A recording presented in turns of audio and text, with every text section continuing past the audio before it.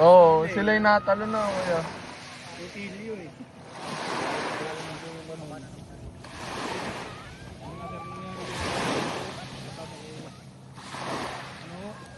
Wala daw pre, ganitong kalmado eh. Wala naman po sa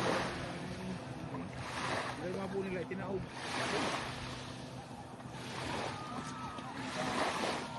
No, ikot na ulit. Yun mo siya na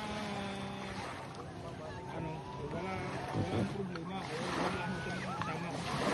Gumawa naman ng ano.